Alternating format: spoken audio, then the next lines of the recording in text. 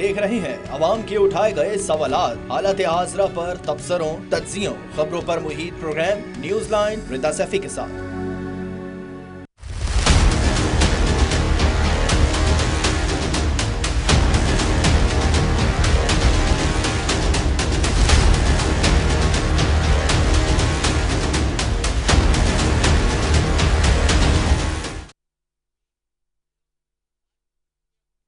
अस्सलाम वालेकुम, मैं हूं रिदा सैफी। नाज़रीन, आईनी अदालत के क़याम, चीफ जस्टिस की तकर्रुरी के तरीक़ाकार और रिटायरमेंट की मुद्दत में इजाफे से मुतालिक 26वीं आईनी तरमीम पर हुकूमत को पार्लियामान में सुबकी का सामना करना पड़ा है।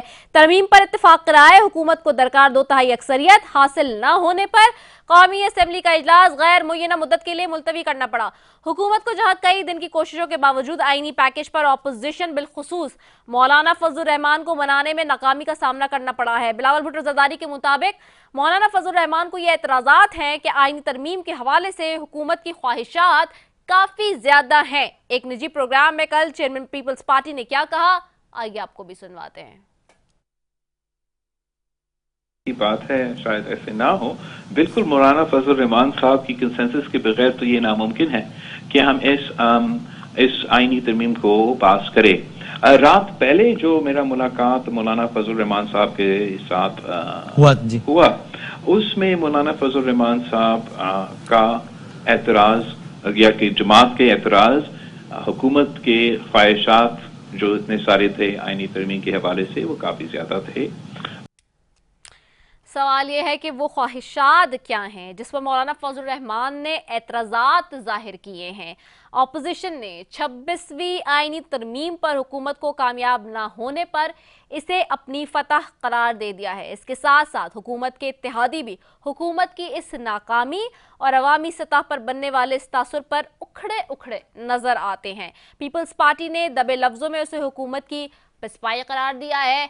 तो अभी तक पीपल्स पार्टी अब ये कहने पर बज़िद है कि हम खुद अपना एक मुजवज़ा तैयार कर रहे हैं और हम वो पेश करेंगे। इसी तरह ये भी कयास आराइयाँ जारी है कि JUI भी जी अपनी एक कोई मुजवज़ा तैयार कर रही है और वो पेश करेगी। जबकि दूसरी जानिब मौलाना फजलुर रहमान ने JUI के सरबराह मौलाना फजलुर रहमान ने आज ऑपोजिशन के यानी कि पाकिस्तान तहरीके इंसाफ के खाने के बाद जोहराने के बाद वहां से घर से बाहर जब मौलाना फजलुर रहमान निकले तो उन्होंने क्लियरली ये कह दिया कि नहीं जी हम तो इस मुजवज़े को यकसर मुस्तरद करते हैं हुकूमत के। तो ये इस वक्त मामला है, इसी सब पर बात करेंगे जी। राशिद महमूद सुमर साहब मेरे साथ सबसे पहले मौजूद है, सेक्रेटरी JUI सिंध के, उनको खुशामदीद कहूँगी। बहुत शुक्रिया राशिद सुमर साहब।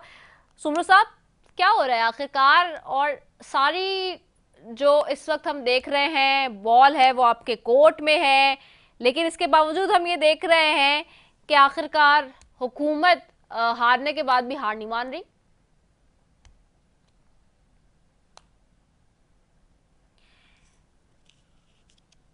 राशिद सुमर साहब को मेरी आवाज आ रही है? चलिए जी, एक मैंने ब्रेक भी लेना है, ब्रेक ले रही हूँ, ब्रेक के बाद वापस आ रही हूँ जी। आपने कहीं नहीं जाना, स्टे ट्यून।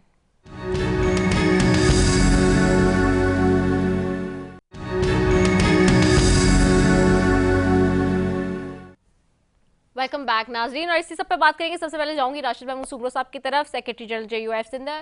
जी राशिद साहब, आखिरकार ये क्या हो रहा है? हुकूमत के पास नंबर गेम नहीं था, उसके बावजूद जो है वो क्लेम करती रही कि जी हम ये आईनी तरमीम करने जा रहे हैं। एक तरफ बिलावल साहब बड़े कॉन्फिडेंटली कहते रहे मौलाना साहब से मिलने के बाद, जब बाहर निकले बहुत स्माइल के साथ निकले, बड़े वसूख के साथ निकले। मीडिया से जब बात की उन्होंने कहा कि मौलाना साहब तैयार हैं। फिर मौलाना साहब आज जब निकले जोराने के बाद PTI की तरफ जब गए, उसके बाद निकले, उन्होंने कहा अक्सर मुस्तरद कर दिया है मुजवज़ा। आखिरकार है हो क्या रहा है और स्टोरी क्या है? सबसे पहले तो बहुत शुक्रिया रिदा सैफी साहबा आपका।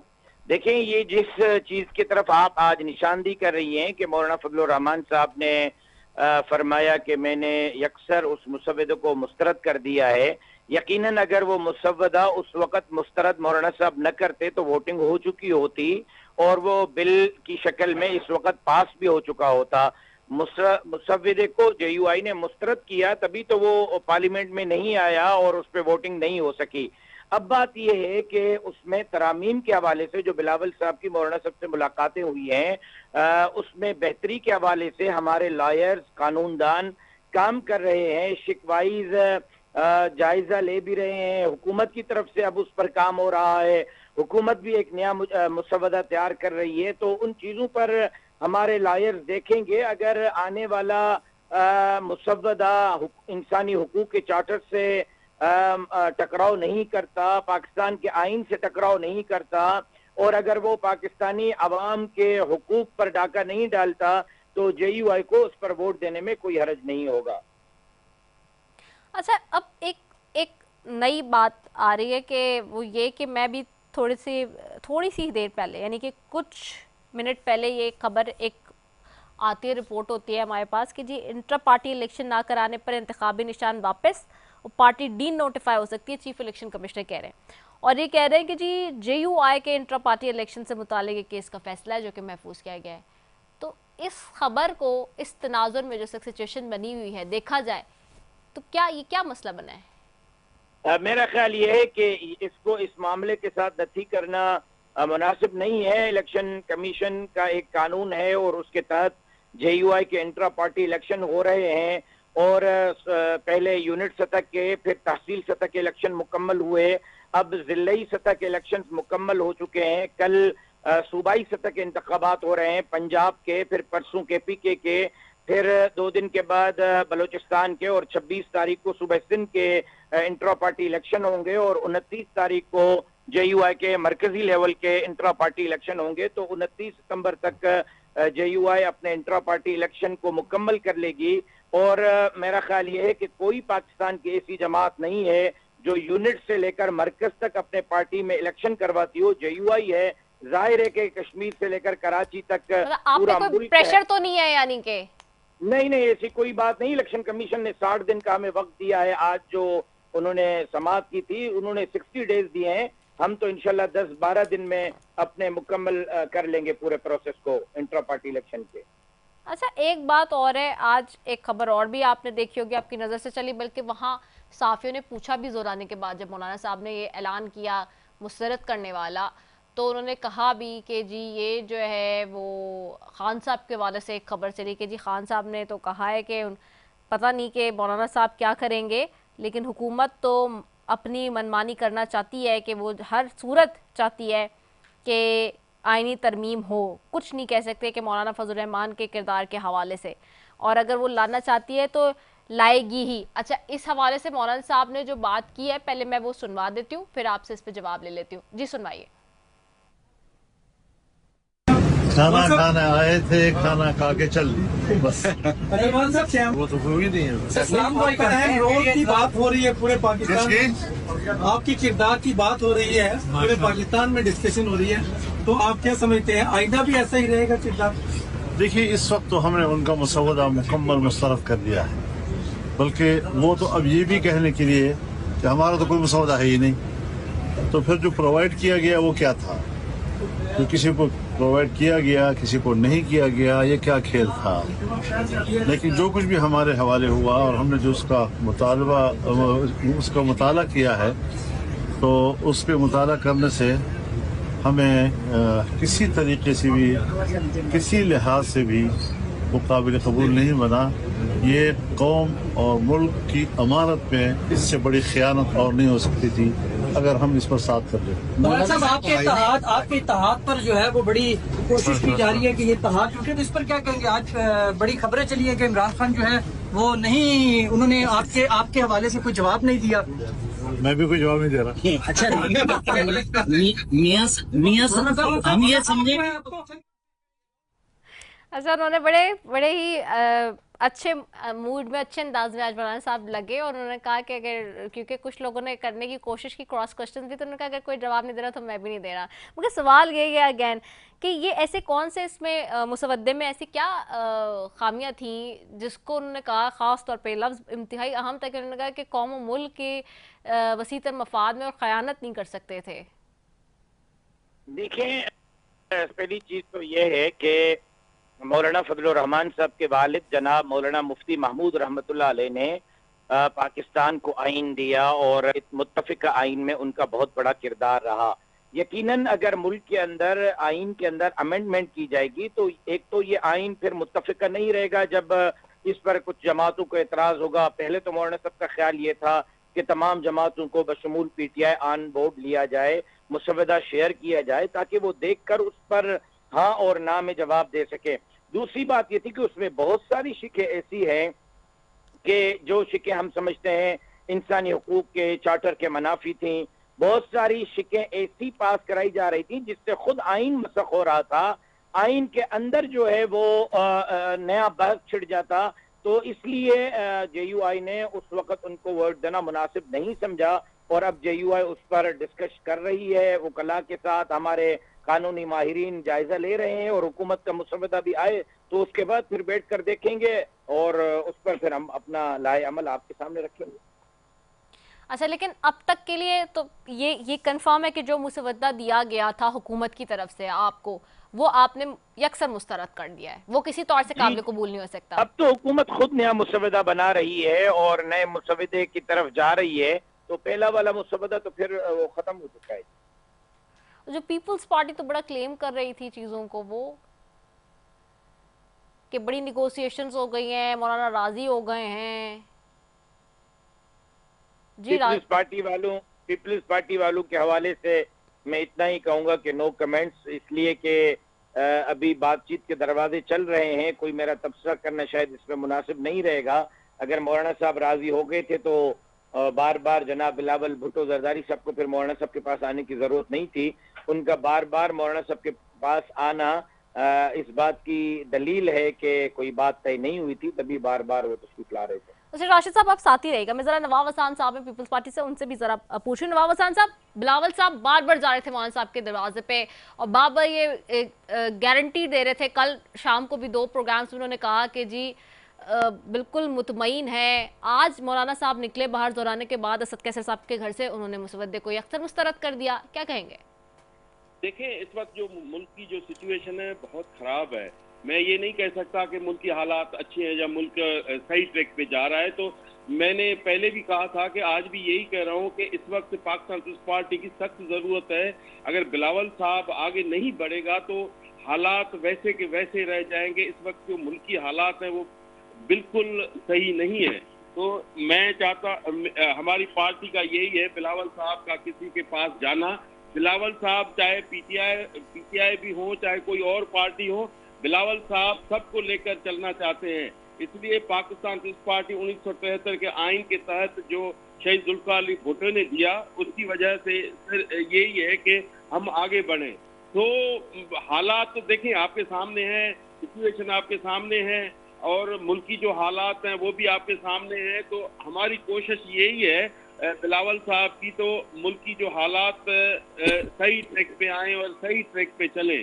तो उस पे मेरी कोशिश भी यही है, पाकिस्तान पीपल्स पार्टी की कोशिश यही है कि हम जो है मौलाना साहब को भी लेके चले और भी जो पार्टियां हैं बाकी जो है उनको भी लेके चले। जैसे मोहतरमा ने मीसा के जमहूरियत किया था, तो हमारी भी यही है कि हम इकट्ठे लेकर सबको चले। बिलावल साहब की ये ख्वाहिश है। अच्छा, एक और बात बताइए नवाब हसन साहब, चले ये ख्वाहिश तो हो गई, लेकिन ख्वाहिश के दर पे एक आइन है 1973 का जिसको आपके ही पार्टी ने दिया और आपको क्रेडिट हमेशा से जाता है, उसको जेयूआई को क्रेडिट जाता है, उन्हीं पार्टीज़ को क्रेडिट जाता है जो उस वक्त मौजूद थी जिन्होंने एक बैठ के मुतफ़िक़ा तौर पे उस आइन को। क्या ये जायज़ है? क्या उस आइन के साथ ये आप लोग उसके साथ कहते हैं ना कि फेयर जजमेंट है, या उसके साथ आप लोग सही उसको ट्रीट करें, फेयर ट्रीटमेंट है कि आप हर वक्त उसके अंदर तरमीम करते रहें और ख़ास तौर पे ऐसी तरमीम जो बस आपको पसंद ना हो? देखें, जो मुल्की हालात हैं वो आपके सामने है। बलूचिस्तान हो, KPK हो या पूरे मुल्क में जो हालात हैं, तो उस वक्त अगर मुल्क के फेवर में है, मुल्क के फ़ायदे में है तो सब कुछ हो सकता है। अगर मुल्क के नुकसान में है तो फिर तो नहीं हो सकता। इस वक्त जो सिचुएशन है वो बिल्कुल जो है कि जो इस वक्त हमारी सोच ये है कि हम आगे बढ़ें। सुप्रीम कोर्ट एक ऑटोनमस इदारा है, उसकी एक अपनी एंटिटी है, उसको पार्लियामेंटेरियंस के अंडर लगा देना जिनको खासतौर पे वो कभी क्रॉस चेक कर लेता है, कोई अकाउंटेबिलिटी थोड़ी बहुत पाकिस्तान में रह गई है वो कर लेता है। सिंपल सीधी सी बात करूँ ना, उस मुसवद्दे को देखकर जो चीज़ें नज़र आ रही हैं कि जी आप एक पार्लियामेंट के अंदर आप एक जज को लगा देंगे या फिर अपनी मनपसंद जज को लगा रहे होंगे, तो क्या ये फेयर इनफ लगता है आपको? देखिए मैंने पहले इसका भी कहा मुल्क था की कि सिक्योरिटी से, मुल्क के हालात से क्या लेना देना है इस बात का? देखिए मैंने पहले भी यही कहा था कि पार्लियामान सुप्रीम है, बिल्कुल सुप्रीम है, लेकिन सुप्रीम कोर्ट भी तो अपने इंसाफ के एतबार से सुप्रीम है, उसके एक अपने इंडिविजुअल फैसले हैं ना, इसीलिए तो वो सुप्रीम कोर्ट है। सर देखिए हमारी सोच ये है कि हम जो है ना आगे बढ़े। जो पिछला हुआ जो भी जिसने किया किसने किया, तो अभी जो इस वक्त जो सिचुएशन है, मुल्क की जो हालात हैं वो सबके सामने हैं। तो बिलावल साहब को क्या इतनी पड़ी है कि वो किसी के पास जाए या किसी के पास नहीं जाए? तो बिलावल साहब चाहता है कि हम सारे मिल के एक फैसला करें, डिसीजन करें मुल्क की बेहतरी के लिए, पाकिस्तान की बेहतरी के लिए, पाकिस्तान के अवाम की बेहतरी के लिए। देखिए तो वही है। तो हम चाहते हैं कि इस मुल्क अभी जो सख्त जरूरत है इस मुल्क की, जो वजीर आजम की, आपने मुसवद्दा पढ़ा है नवाब साहब? आपने मुसवद्दा पढ़ा है? आपने वो शिकें पढ़ी हैं? नहीं मैंने नहीं पढ़ी, मैं खैरपुर में हूँ, मैंने नहीं पढ़ी अभी जो है ना, मैंने नहीं पढ़ी। अच्छा, आजकल तो वैसे मोबाइल का जमाना, 1 सेकंड में सारा ड्राफ्ट आ जाता है और मेरे ख्याल से कमोबेश सबके पास ही है। मैं कहीं गया हुआ था दोस्त की कहीं कंडोलेंस पे, तो मैं उधर गया तो फिर मैंने नहीं देखी आज की जो कल की जो आपको लगता है, चलिए मैं बता देती हूँ, आपको क्या वाकई लगता है कि एक जज की एज जो है और उसकी जो रिटायरमेंट का जो प्रोसेस है वो 68 ईयर्स तक ले जाना एक छोटा सा, यानी कि मैं एक उसमें एक शिक की बात कर रही हूँ, जो बहुत सारी हैं उसमें से एक की बात कर रही हूँ कि ये फेयर इनफ है? क्योंकि आप लोग उसके सपोर्ट में बहुत ज़्यादा है। रात को मेरी आप ही के एक बहुत ही अहम बंदे से बात हो रही थी और वो भी बहुत ज़्यादा बढ़ चढ़ के सपोर्ट में बात कर रहे थे। तो क्या इज़ इट इम्पॉर्टेंट कि जी आपको लगता है? तो फिर आप ये बताएं कि 30 करोड़ की आबादी में जहाँ पे आपके पास जो है वो 78% यूथ पॉपुलेशन है, बिलावल साहब खुद यंग लीडरों में आते हैं, लेकिन उसके बावजूद वो अवामी फैसले के लिए हामी नहीं कर रहा है, वो आवाम के दिलों के नहीं लीडर बनने की कोशिश कर रहा है, वो यूथ के लीडर को, रिप्रेजेंटेटिव को नहीं करने चाह रहे हैं। क्योंकि आप ये देखिए, अगर 68 ईयर्स की रिटायरमेंट कर देंगे आप, तो फिर जो पीछे से फ्लक्स आ रहा है नौजवानों का, वो कहाँ अकोमोडेट होगा, वो कहाँ जाएगा? मेरा तो एक सिंपल सा सवाल है। 25-30 करोड़ की आबादी में 80% आपकी यूथ है। अगर आप इतने लॉन्ग रन में ओल्ड ईयर लोगों को ही बिठा के रखेंगे, तो फिर आप एक काम कर रहे हैं, टिल डेथ कर देना उसको। 68 ईयर्स भी क्यों कर रहे हैं? नहीं टिल डेथ कर देंगे, जो सीट पर आएगा जब तक वो मरेगा नहीं सीट पे रहेगा। आजकल के दौर में जो 70 ईयर का है या 80 का है, तो वो आजकल यंग कहलाता है। 100 से फिर कहता है कि वो रिटायर है। आजकल दौर ऐसा आ गया है कि हर एक जो है ना 70 वाले से पूछे वो कह रहा है कि मैं यंग हूँ, 80 वाले से पूछे वो कह रहा है कि मैं यंग हूँ। तो देखिए दुनिया फास्ट है, अगर फिट है तो क्यों नहीं हो सकता? अगर कहीं से भी कोई फिट है, क्यों नहीं उनको एक्सप्रेशन दी जाती या कुछ नहीं हो सकता? तो इस वक्त देखना है भाई मुल्क की कंडीशन, तो उसमें कोई भी फैसले कर सकते हैं, कोई भी बेहतरी के लिए, पाकिस्तान के अवाम के लिए सब फैसले हो सकते हैं। हाँ, अगर मुल्क के नुकसान के लिए, मुल्क की बेहतरी के लिए नहीं हो तो फिर हम नहीं कर सकते ऐसे फैसले। अगर मुल्क के मफाद में है और लोगों के मफाद में है तो ऐसे फैसले हो सकते हैं। हो सकता है उनसे बेहतरी आ जाए, हो सकता है उनसे आगे मुल्क बेहतर तरफ जाए। अच्छा ठीक है, मैं राशिद साहब की तरफ वापस जाऊंगी। राशिद साहब, आपको आवाज आ रही है? जी बिल्कुल आ रही है। राशिद साहब, अच्छा एक चीज़ इसमें इम्पॉर्टेंट है बहुत ज़्यादा, इसमें ये जो अभी जैसे मैंने जिक्र किया कुछ शिकों का, तो ये बहुत ही इसके ऊपर बैकलैश आ रहा था। सोशल मीडिया पे भी हम देख रहे थे और ओवरऑल जो लोगों का जैसे रहता है, एक अवामी फैसला करना भी बहुत इंपॉर्टेंट होता है, लेकिन अनफॉर्चुनेटली हमारे लीडर्स जो हैं, सियासतदान जो हैं, वो अब अवामी फैसले नहीं कर रहा है, वो ये कह देते हैं कि जी हम मुश्किल फैसले कर रहे हैं जो कि अवाम के मफाद में है। क्या आपको ये बात समझ आती है?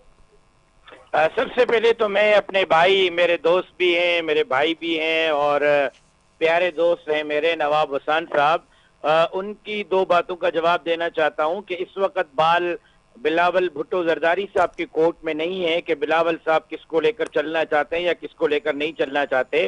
इस वक्त तो पूरा का पूरा मैच मौलाना फजलुर रहमान के हाथ में है। मौलाना जिस करवट बैठेंगे वही जो है वो दूल्हा बनेगा और वही मैन ऑफ द मैच भी बनेगा और वही जो है वो मैच जीतकर अपने सर पर ताज भी रखेगा। तो इसमें क्रेडिट जो है वो मौलाना फजलुर रहमान साहब को ही जाएगा। वो जिसको चाहेंगे उसको लेके चलेंगे, जिसको नहीं चाहेंगे, कोई चले या न चले, उनके चलने या न चलने से कोई फर्क नहीं पड़ेगा।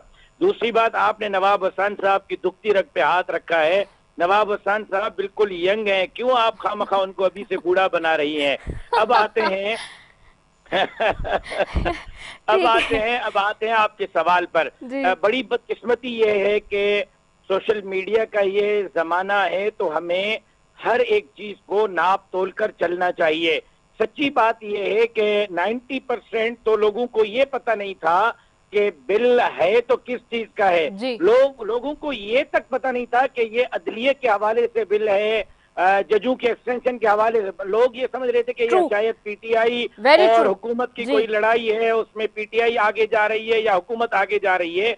मेरा ख्याल ये है कि सोशल मीडिया अच्छी बात है, अवेयरनेस बढ़ रही है, लोगों के उसमें कमेंट्स बढ़ रहे हैं, लेकिन तहकीक के साथ जब तक कमेंट नहीं होंगे तो ये अवेयरनेस जो है वो बजाय फायदे के नुकसान देती है। अवाम को इन चीजों को समझाने की जिम्मेदारी हमारी सियासतदानों की है। जिस तरह हम अब आपके साथ बैठकर पब्लिक को गाइड कर रहे हैं, पब्लिक को बता रहे हैं कि भाई बिल किस चीज का है, वोट क्यों दे रहे हैं, क्यों नहीं दे रहे, उसके नफे क्या हैं, उसके नुकसानात क्या हैं, तो अवाम को सोच समझ के उसके बाद उस पर कोई कमेंट करनी चाहिए, तो उसमें ही मुल्क की और कौम की बेहतरी होगी। ठीक हो गया, बहुत शुक्रिया राशिद महमूद सुमरो साहब आपका और नवाब हसन साहब आपका। सेंटर फलक नाज साहिबा ने ज्वाइन किया है पीटीआई से। सेंटर फलक नाज साहिबा बहुत शुक्रिया आपने ज्वाइन किया। सेंटर साहिबा, असद कैसर साहब के घर पे जोराना होता है, उसके बाद मौलाना साहब बाहर आते हैं। अभी मैंने वो शॉट भी सुनवाया आगाज में, बड़े खुश मिजाज अंदाज में कहते हैं कि जी यकसर मुस्तरद कर दिया है मसवदे को। ऑपोजिशन इसको अपनी कामयाबी समझ रही है? देखिए जी, ये अपोजिशन की कामयाबी नहीं है, ये पाकिस्तान के 25 करोड़ अवाम की कामयाबी है।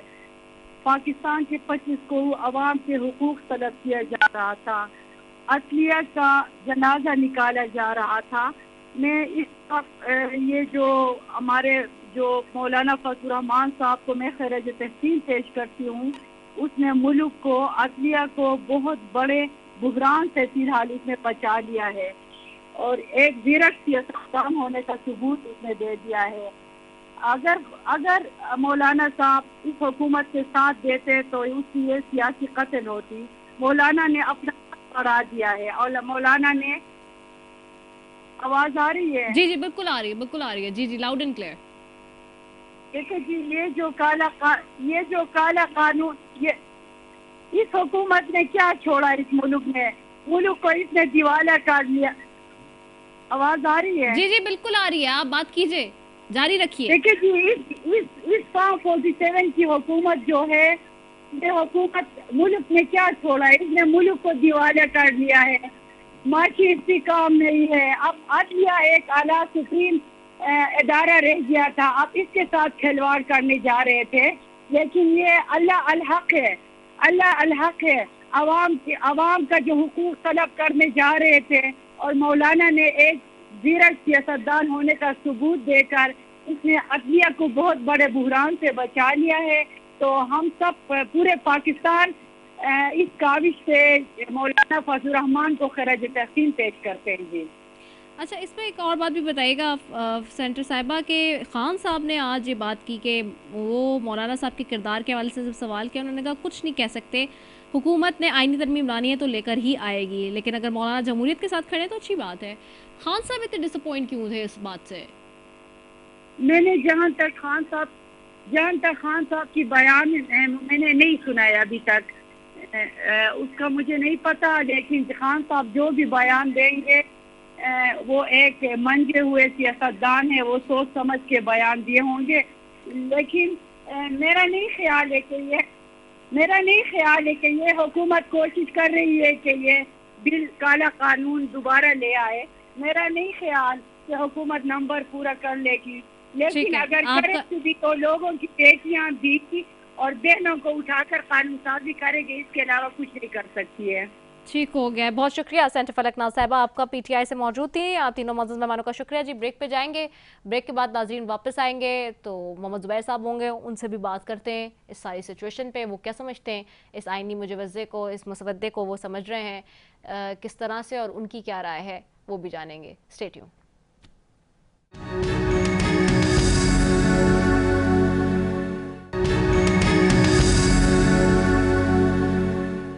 वेलकम बैक नाजरीन। ये मुल्क, ये मेरा वतन अजीज़, ये प्यारा पाकिस्तान बना ही गालिबन हलचल के लिए है। मेरे होश की ज़िंदगी में मजाल है कि कोई एक दौर भी मैंने ऐसा देखा हो जब मुल्क में सियासी बेचैनी और बेयकीनी मौजूद ना हो। जब माजी में 1973 का आइन मुतफ़िक़ा तौर पर मंजूर हुआ था तो उस ज़माने में सब ने सुख का सांस लिया था। एक मुतफ़क्का आइन की मौजूदगी में बहुत से मसाइल खुद ब खुद हल हो जाते हैं, मगर आजकल जो हो रहा है इससे तो यही लगता है कि ये मुत्तफ़िक़ा आइन इन गिनत खराबियों का मिंबा है, जो पहले ही बहुत ज़्यादा तरमीम जिसमें हो चुकी हैं, और यूँ लगता है जैसे कोई चीज़ पसंद नहीं आती तो वो आइन में तरमीम के ज़रिए निकालने की राह पर चल पड़ता है। हमने देखा कि माजी में जो तरमीम उजलत में की गई वो आज मसाइल के बाइस बनी हुई हैं, लेकिन हुकूमत इस तरमीम के हक़ में एक अलग ही लॉजिक ले आई है। आज वज़ीर इत्तलात अता ताड़र ने खिताब करते हुए क्या कहा, आइए आपको भी सुनवाते हैं। जमातों ने मुशावरत के साथ एक अपडेटेड इसका मसवदा तैयार किया है, उस पर बातचीत भी हो रही है, मुशावरत भी हो रही है, और इंशाअल्लाह ताला ये मामला जल्द जो है वो अपने मंतकी इंजाम तक भी पहुँचेगा। और जो लॉ मिनिस्टर और उनकी टीम ने इस पर काम किया है, और दूसरे ममालिक को भी देखा है कि जहाँ जहाँ कॉन्स्टिट्यूशनल कोर्ट्स मौजूद हैं वहाँ अदालतों का सिस्टम बेहतर है, शहरियों को इंसाफ की जल्द फरहमी वहाँ मिलती है, जजेस की परफॉर्मेंस वैल्यूएशन है। अब सवाल ये है कि आईनी अदालत के क़याम से सुप्रीम कोर्ट की क्या हैसियत रह जाएगी। एक जगह पढ़ा मैंने कि सुप्रीम कोर्ट, ये मज़ाक़तन कहना पड़ा है मुझे कि एक जगह मैं आज कहीं पढ़ रही थी कि लिखा था कि सुप्रीम कोर्ट सुप्रीम चाय के मुताबिक बस रह जाएगी। क्या ये सब अदलिया को कमज़ोर और सब कुछ अपने फेवर में करने के लिए किया जा रहा है? सवाल ये भी है। और सवाल ये भी है कि इस उजलत में करने का मकसद क्या है? बग़ैर पढ़े, बग़ैर तैयार किए, जब मुसवदा तैयार नहीं था, पढ़ा नहीं था, दिया नहीं था, तो फिर क्यों ये हालात इस तरह से बनाए गए? एक तरफ हुकूमत कहती है कि हमने मुजवज़ा तैयार किया था और दिया भी था, लेकिन जो मुजवज़ा दिया गया कहा जाता है कि वो गलत मुजवज़ा है। तो इसी सब पर बात करेंगे। मेरे साथ जी इस वक्त आज मौजूद हैं ज़ुबैर उमर साहब हैं, साबिक़ गवर्नर सिंध हैं। आपको खुशामदीद कहूँगी। बहुत शुक्रिया ज़ुबैर उमर साहब for joining us. Zubair Umar साहब, बहुत ही इंतहाई संगीन और अहम मामला है जो इस वक्त बना हुआ है, और वो ये है कि आईनी अदालत के क़याम और आईनी पैकेज का, ये आईनी पैकेज लाया जा रहा है और कहा जा रहा है कि जी अवाम के वसीतर मफाद में, ये आपको अवाम के वसीतर मफाद में लगता है या फिर चंद लोगों के वसीतर मफाद में लगता है? देखिए, इस वक्त जो मसला होता है वो मसला ये होता है कि जी जितने भी कॉन्स्टिट्यूशनल पिटीशंस हैं, लीगल पिटीशंस हैं, जिसमें किसी पॉलिटिकल पार्टी की तरफ से कोई इशू हो, या कोई फरवरी 2024 के इलेक्शन के हवाले से, या आइन की इंटरप्रिटेशन के हवाले से, या जिस तरह से अभी रिजर्व सीट्स के हवाले से सुप्रीम कोर्ट के पास एक मसला गया था, उसमें उसने फैसला दिया था, ये जितने भी हैं उसमें हुकूमत ये समझ रही है और सही समझ रही है कि मेजॉरिटी ऑफ जजेस जो हैं इस वक्त सुप्रीम कोर्ट में, वो हुकूमत के दबाव में आए बगैर फैसला दे रहे हैं। और जितना भी दबाव डालना था, जिस तरह इस्लामाबाद हाई कोर्ट के 6 जजेस ने पब्लिकली कह दिया कि किस तरह से उनको डराया और धमकाया जाता है, इसी तरह से सुप्रीम कोर्ट के बावजूद इसके कि उनका फैसला आया 8-2 की पेपर से आया है, लेकिन इलेक्शन कमीशन ने और हुकूमत ने उसको एक्सेप्ट करने से कर दिया। तो अब एक ही तरीका था और वो बड़ा जबरदस्त तरीका निकाला कि जी फेडरल कोर्ट वो होगा जिसमें कॉन्स्टिट्यूशनल ये पॉलिटिकल केसेस आएंगे।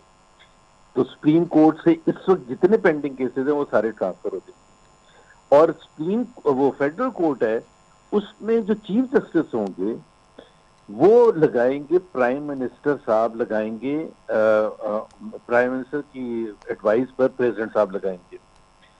तो इसका मतलब ये है कि वो उस शख्स को लगाएंगे जो फेवरेबल होगा उनके साथ, और जितने भी जजेस उसके बाद भरे जाएंगे वो उनकी हुकूमत की मर्जी से भरे जाएंगे। बिल्कुल तो अब कर लें जो मर्जी कर लें। अब जिसको कहते हैं ना independence of judiciary, independence of judiciary इसलिए होती है जरूरी कि इंडिपेंडेंट ऑफ द एग्जीक्यूटिव, कि वो अवाम का या वो जो तबका है जो समझता है कि जी जुल्म और ज्यादती या पॉलिटिकली या लीगली या कॉन्स्टिट्यूशनली कोई उनके इश्यूज हैं, वो उसको लेके जाए। अब अगर आप खुद सोचें कि 3 साल के लिए एक ऐसे चीफ जस्टिस को लगाया जाएगा जो कि फेडरल कोर्ट में, जो कि प्राइम मिनिस्टर की मर्जी से होगा, हुकूमत पाकिस्तान की मर्जी से होगा, तो फिर जाहिर है सब कुछ खत्म हो जाएगा। फिर तो इलेक्शन करवा ले, उसको भी अपनी पार्टी में शामिल करा लेना।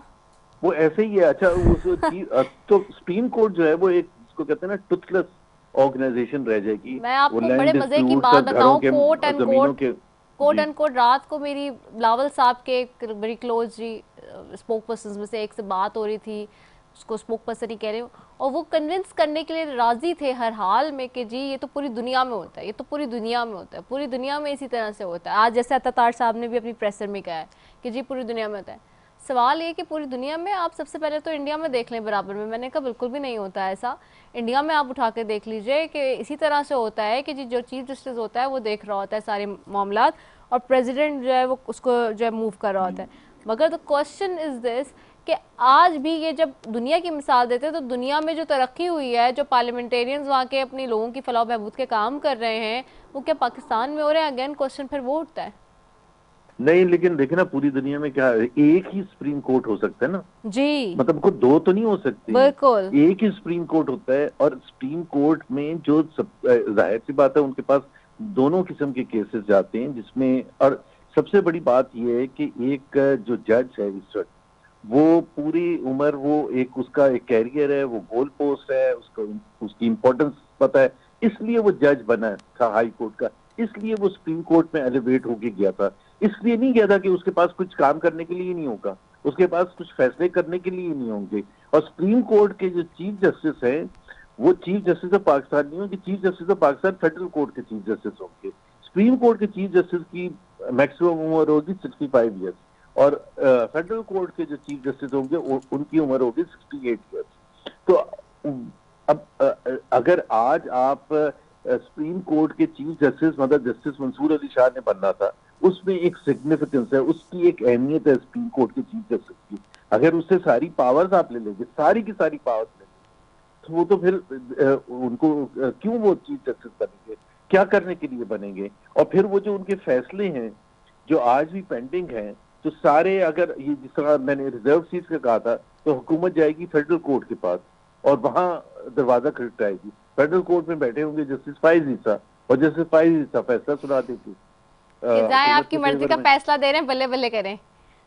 नहीं मतलब ये तो बिल्कुल क्लियर है ना, वही तो ना, जाए आपकी मर्जी का फैसला दे रहे हैं, बल्ले बल्ले करें। जी बिल्कुल। वो तो मैंने तो आगाज में कहा ना, किसी ने कहा ना कि सुप्रीम कोर्ट को सुप्रीम चाय रह जाएगी, वो जो है ना इतनी वैल्यू रह जाएगी उसकी कोई वैल्यू नहीं। अच्छा, उससे ज्यादा हैसियत जो होगी वो हाई कोर्ट की होगी। हाँ। क्योंकि हाई कोर्ट में तो वो सारी पिटीशंस भी आएंगी जो कॉन्स्टिट्यूशनल पिटीशंस होंगी और जो भी आएंगी। तो बात ये है कि बड़ा आसान होगा। आज जो 6 जजेस हैं इस्लामाबाद हाई कोर्ट के जिन्होंने पब्लिकली शोर मचाया और कहा कि हमें ये किया जा रहा है, एक एग्जांपल ले रहे जस्टिस बाबर सत्तार। जस्टिस बाबर सत्तार को अगर वो पोजीशन आएगी एलिवेट होने की तो उनको तो भेज दिया जाएगा सुप्रीम कोर्ट में, और जो मनपसंद है उसको भेज दिया जाएगा फेडरल कोर्ट में। बड़ा आसान है, आपको जजेस जो मर्जी है करने। ये बताएं कि ये इतनी ज्यादा उजलत में की जा रही है चीजें, ज़ुबैर साहब आप भी हुकूमतों के हिस्सा रहे हैं, बड़ी पोजीशन पे रहे हैं, आप तो मुस्लिम लीग नून का भी हिस्सा रहे, ये इस तरह के स्टूपिड आइडियाज कौन देता है? ये देखें, ये जब आपने अपनी पावर को बढ़ाना होता है और ये किसी न किसी तरह से हर कीमत पर पावर पे रहना होता है, तो फिर इस किस्म के जो भी आइडिया आएगा उसको पसंद किया जाएगा और अप्रिशिएट किया जाएगा कि जी इससे देखें, एक तो ये इससे फायदा ये होगा हुकूमत का, और क्यों सारे के सारे इतना स्ट्रांगली और इस तरह से लेके चले थे, हालांकि उसमें नाअहली ज्यादा है, इनकॉम्पिटेंस ज्यादा है कि जी अगर आप इसको अच्छे तरीके से भी कर सकते थे। और मैं आपको एक चीज बताऊं कि जो सैड पार्ट है, ये 15 सितंबर को हो रहा था, इतवार के दिन 15 सितंबर को मैं इस्लामाबाद में एक सेमिनार अटेंड कर रहा था जो वर्ल्ड डेमोक्रेसी डे होता है, वर्ल्ड डेमोक्रेसी डे, ये वर्ल्ड वाइड मनाया जाता है। तो इसमें आप सोचें कि जी जमहूरियत को स्ट्रॉन्ग कैसे किया जा सकता है, पार्लियामेंट्री जमहूरियत को, चेक एंड बैलेंस सिस्टम क्या हो सकता है, उसी दिन आप ये वार करने जा रहे हैं। कम से कम एक दिन तो रुक जाते। तो वो उस उजलत में अब आप खुद सोचें कि इतनी बैड प्लानिंग थी कि सुबह 9 बजे काबीना का इजलास बुलाया था इतवार को, 11 बजे आपने पार्लियामेंट का इजलास बुलाया था, तो इसका मतलब हफ्ते की शाम को सब कुछ क्लियर हो जाना चाहिए था।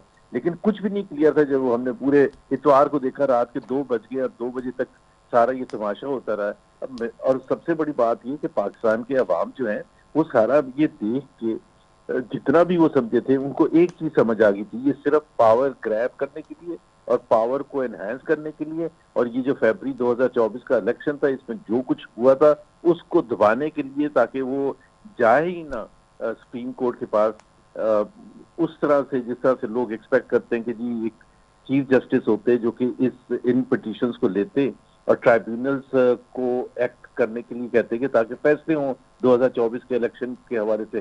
7 महीने इस वक्त हो चुके हैं और एक भी फैसला नहीं आया जो पिटीशंस फाइल की गई थी पीटीआई के लोगों की तरफ से। अच्छा, अब एक और भी मामला है जुबैर साहब, ये मौलाना साहब को भी कोशिशों में लगे हुए हैं कि जी किसी तरह से मनाएं। मौलाना साहब ने तो आज कहा कि जी बिल्कुल ही रद्द कर दिया, मुस्तरद कर दिया, उन्होंने कहा मैं तो इस मुजवज़े को ही मुस्तरद करता हूँ। तो दूसरी तरफ एक खबर चलती है कि जी इंट्रा पार्टी इलेक्शन ना कराने पर इंतखाबी निशान वापस और पार्टी डी नोटिफाई हो सकती है। ये इलेक्शन कमिश्नर कहते हैं, चीफ इलेक्शन कर JUI के इंट्रा पार्टी इलेक्शन से मुतालिक। अब आप सोचें कि टाइमिंग्स देखें कि एक तरफ ये हालात है, दूसरी तरफ इस तरह की आप खबरें चलवाते हैं, ये क्या हो रहा है? ये वही वो एक तलवार लटकाते ना कि जी हमारे पास ये भी एक तरीक़ेकार है कि अगर आप सीधे तरीके से नहीं माने तो आपकी तो हैसियत ही खत्म हो जाएगी। कोई भी वो निकाल देंगे कि JUIF के इलेक्शन सही नहीं हुए थे और इस वजह से इनको पार्टी को खत्म किया जा सकता है। बाय द वे, उसमें जो कॉन्स्टिट्यूशनल पैकेज है उसमें पार्टी को बैन करने का भी तरीक़ेकार बहुत आसान कर दिया है। उसमें काबीना फैसला करके फेडरल कोर्ट में भेजेगी और फेडरल कोर्ट में आपके मनपसंद जजेस बैठे होंगे, आप खुद आपने लगाने हैं जजेस। आप पहले तो ये मसला होता था ना कि आपको पता ही नहीं था, 20 साल पहले जो हाई कोर्ट का जज बना था वो फिर तरक्की करते करते वो आके ऊपर आके कोई चीफ जस्टिस बना प्रोविंशियल हाई कोर्ट का और फिर वो एलिवेट होके सुप्रीम कोर्ट में आया। अब आपने उनमें से जो सबसे अच्छे जजेस हैं अपनी मर्जी के आपने लगाना है, तो पार्टी को बैन करना भी 2 मिनट की बात है। सवाल इसमें ये भी है कि इसमें तो सुमोटो एक्शन का भी जो सवाबदीद है वो भी लिया जा रहा है। वो सुप्रीम कोर्ट सुमोटो को लेके करेगी क्या? किसी के घर के झगड़े के लिए वो क्यों लेगी सुमोटो, जब उसके पास वो कोई पिटीशन होगी नहीं, कॉन्स्टिट्यूशनल पिटीशन या जिसमें कोई पॉलिटिकल पार्टीज या पार्लियामेंट के हवाले से कोई इशू हो तो वो सुमोटो किसके लिए लेंगे? सुमोटो तो वो फेडरल कोर्ट के पास होगी और फेडरल कोर्ट जो मर्जी करे। लेकिन ना वो 3 साल तक इस वक्त तो बिल्कुल अगले 3 साल सबसे ज्यादा इम्पोर्टेंट है हुकूमत पाकिस्तान के लिए, इस वक्त जो रूलिंग पार्टीज हैं। उसके बाद देखा जाएगा क्या होता है। एक और भी चीज़ इसमें बहुत इम्पोर्टेंट है, आपने ज़रूर पढ़ी होगी कि जी, और आपने सुना भी होगा और इस पे भी कह रहे हैं कि नहीं ये भी पूरी दुनिया में होता है, जिसके ऊपर डिस्क्वालिफिकेशंस हुई, लोग घर गए, वोटिंग का मामला, यानी कि अगर आप अपनी पार्टी से लॉयल नहीं हैं और अगर आप पार्टी के अगेंस्ट, यानी कि फ्लोर क्रॉसिंग की जो बात है, इसमें तो वो भी आसान कर दिया। उन्होंने कहा नहीं जी वो भी जायज़ है, वो भी उन्होंने जो फ्लोर क्रॉसिंग हराम होती थी उन्होंने उसको भी हलाल करके भेज दिया इसमें। जी देखे ना, उसमें अगर आप ये बिल्कुल वो जो एक इंडिपेंडेंस है एक MNA की या सेनेटर की वो खत्म कर दी गई है। अगर आप अपनी पार्टी की लीडरशिप से मुत्तफिक नहीं है, मिसाल के तौर पर इसी आप ले लें कॉन्स्टिट्यूशनल पैकेज को, और आप कहते हैं कि जी मैं नहीं वोट दूंगा या एब्सटेन करूंगा, तो आप डिस्क्वालिफाइड है। तो मतलब इसका मतलब ये है कि एक वो जिसका काबीना में इसका फैसला हुआ था इमरान खान की हुकूमत में 190 मिलियन पाउंड का, और उसमें उन्होंने खामोशी से उन्होंने कहा कि ये नेशनल सिक्योरिटी इशू है, तो सबने एग्री कर लिया। गलत हुआ था, लेकिन वो तो एक केस था 190 मिलियन पाउंड का। यहाँ पूरे के पूरा कॉन्स्टिट्यूशन चेंज हो रहा है और किसी को पता ही नहीं हो क्या रहा है और सब उसमें हाँ कर रहे। अगर वो नहीं करते तो वो डिस्क्वालीफाई हो जाते हैं। एक चीज तो हमें सबको समझ आ गई है, अभी हम पीछे मुड़ के देखें कि इतवार की सुबह को जब पार्लियामेंट लाई थी उस दिन तो किसी को नहीं पता था कि उसमें है क्या पैकेज में। बिल्कुल ऐसा ही है, बिल्कुल ऐसा ही है। ठीक है, बहुत शुक्रिया ज़ुबैर उमर साहब आपका, साबिक़ गवर्नर सिंध हमारे साथ मौजूद थे और हम बात कर रहे थे जी इस वक्त जो इस आईनी तरमीम के हवाले से बात हो रही है और पूरे प्रोग्राम में हमने आज यही बात की। नाजरीन, ये बहुत ज़रूरी है कि अपने साथ साथ हुकूमत के लिए कि वो तमाम अपोजिशन जमातों को और अपने साथ जितनी सियासी इत्तेहादी जमातें उनको एतमाद मिले, उनको बताए कि जी आखिरकार ये तरमीम क्या है और क्यों हो रही है। लेकिन जो मुजवज़ा इस वक्त चल रहा है टीवी स्क्रीन पर, उसको तो सब रिजेक्ट कर चुके हैं। सवाल ये कि अगर वो रिजेक्टेड था तो फिर आपने दिया क्यों, और अगर आपने दिया ज़राए के तहत लोगों तक पहुंचाया, सहाफ़ियों तक पहुंचाया, तो फिर उसके बाद आप उससे मुकर क्यों गए। और अगर आपकी तैयारी पूरी थी तो आपने पहले से क्यों नहीं इसके ऊपर निगोशिएशंस करके इसके ऊपर कोई ना कोई कंसेंसस बिल्डअप की। अब पीपल्स पार्टी एक नई कहानी लाई है जो आपके सामने है कि वो कह रही है कि जी हम अपना आईनी मुजवज़ा तैयार कर रहे हैं, JUI अपना कर रही है। अब ये अजीब अपनी अपनी कहानियाँ हैं और ये कहानियाँ कहाँ तक जाती हैं ये वक्त बताएगा। इसी के साथ जी अपनी मेज़बान सफ़ी को दीजिए इजाज़त। पाकिस्तान जिंदाबाद।